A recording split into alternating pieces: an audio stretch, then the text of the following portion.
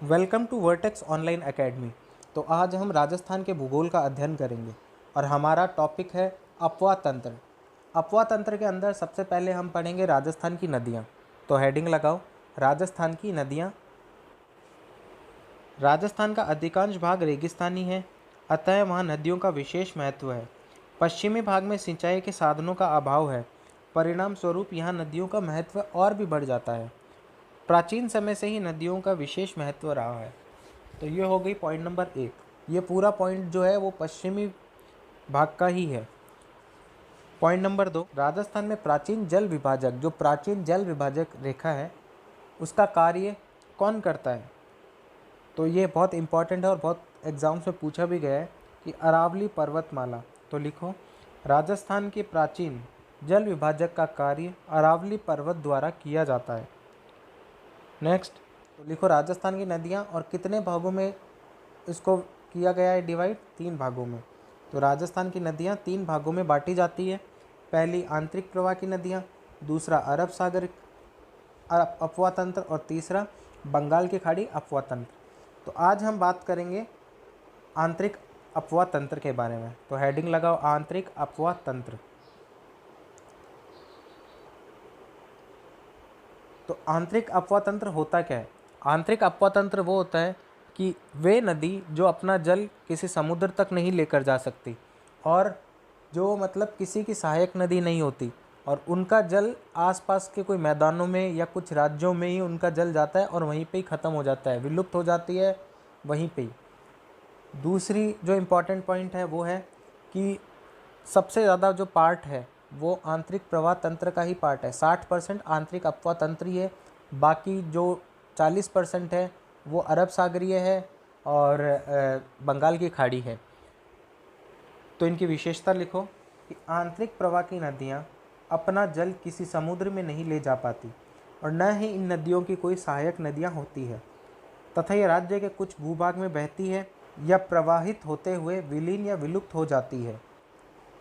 Next point, आंतरिक प्रवाह की नदियाँ राजस्थान की कुल नदियों का 60% है। घग्गर नदी। तो सबसे मेन हम बात करेंगे कि जो हम किसी भी नदी का हम डायग्राम बना रहे हैं तो उसके पूरी डिटेल उसके अंदर ही लिखो ताकि हमें कुछ लिखने की रिटर्न में ज़रूरत नहीं पड़े। हम उस मैप को देखें और हमें पूरा मैप एग्जैक्ट याद हो जाए। तो ये जो घग्गर नदी का मैप है इसी में ही सब कुछ है। हमने जो भी नदियाँ लिखी है उसको पूरा मैप से समझा है, मैप से किया है। हमें कुछ एक्स्ट्रा लिखने की ज़रूरत नहीं है। जो भी होगा एक्स्ट्रा लिखना होगा, 1 या 2 पॉइंट उसको एक्स्ट्रा लिखना होगा बस। तो अब इस घग्गर नदी में जो क्वेश्चंस बने जाते हैं वो लिखेंगे। तो राजस्थान घग्गर नदी का उद्गम शिवालिक की पहाड़ियाँ से हुआ है। राजस्थान में प्रवेश टिब्बी हनुमानगढ़ से करती है। प्रवाह क्षेत्र हनुमानगढ़ व गंगानगर है। हनुमानगढ़ में इसके प्रवाह क्षेत्र को नाली बोला जाता है। घग्गर नदी के किनारे कालीबंगा सभ्यता विकसित है। बाढ़ आने तक ये पाकिस्तान तक जाती है, फोर्ट अब्बास तक चली जाती है और पाकिस्तान में इसके प्रवाह क्षेत्र को हकरा कहा जाता है। तो जो भी थे पूरा कवर हो चुका है। हमें इतने लंबे लंबे फॉर्मेट याद करने की कोई ज़रूरत नहीं है, सिर्फ शॉर्ट में लिखो और शॉर्ट में उसको याद करो। कुछ जो पॉइंट्स है जैसे कि आगे एक्सप्लेन होएगा, जो इम्पोर्टेंट है वो कुछ लिखा देता हूँ मैं। तो लिखो पॉइंट नंबर 1, घग्गर नदी के किनारे हनुमानगढ़ में सिंधु घाटी सभ्यता कालीबंगा की खोज की गई है। घग्गर नदी आंतरिक प्रवाह की सबसे लंबी नदी है, 465 किलोमीटर, जो इम्पोर्टेंट था। ठीक है। घग्गर नदी में बाढ़ आने पर इसका पानी फोर्ट अब्बास पार्क तक चला जाता है। नेक्स्ट, घग्गर नदी के प्रवाह क्षेत्र को पाकिस्तान में हकरा कहा जाता है। वही जो चीज़ लिखी है जो उसमें डायग्राम में एक्सप्लेन की है। घग्गर नदी के पार्ट को हनुमानगढ़ में नाली कहा जाता है। घग्गर नदी के किनारे हनुमानगढ़ में भटनेर दुर्ग स्थित है। अब इसके अन्य नाम में प्राचीन सरस्वती, मृत नदी, राजस्थान का शौक और दृष्टवती नदी। नेक्स्ट, कांतली की नदी। कांतली नदी का उद्गम खंडेला की पहाड़ी सीकर से हुआ है। यह सीकर, इसका प्रवाह क्षेत्र सीकर तथा झुंझुनू है। कांतली नदी के प्रवाह क्षेत्र को तोरावटी कहा जाता है। और इस नदी के किनारे गणेश्वर सभ्यता विकसित है। इस नदी की कुल लंबाई 100 किलोमीटर है। तो इतने से डायग्राम के अंदर हमने सब कुछ कवर कर लिया, इससे बाहर कुछ भी नहीं है। जैसे कि आप देख सकते हो, सीकर जिले में कांतली नदी के किनारे गणेश्वर सभ्यता का विकास हुआ है। विशेषता नंबर 1। विशेषता नंबर 2, कांतली नदी के प्रवाह क्षेत्र को तोरावाटी कहा जाता है। तो ये थी हमारी पूरी कांतली नदी। ठीक है, अगर आप डायग्राम बनाना चाहो तो बना सकते हो। नेक्स्ट हमारी आ गई कांकनेय नदी। कांकनेय नदी का नाम मसूरदी नदी है। मसूरदी नदी है, ये इसका अन्य नाम है। इसका उद्गम कोटड़ी की पहाड़ियाँ जैसलमेर से, प्रवाह क्षेत्र जैसलमेर, और ये किस में आके गिरती है? भुज झील का निर्माण करती है, जो कि भुज झील मीठे पानी की झील है।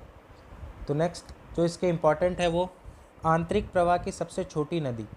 जैसलमेर तक इसका प्रवाह क्षेत्र है, तो आंतरिक प्रवाह की सबसे छोटी नदी कितने? 17 किलोमीटर। कांकनेय नदी भुज झील का निर्माण करती है और अन्य नाम मसूरदी नदी। ठीक है, तो ये थी हमारी कांकनेय नदी। नदी नंबर 4, साबी नदी। तो साबी नदी का उद्गम सेवर की पहाड़ियाँ जयपुर से हुआ है।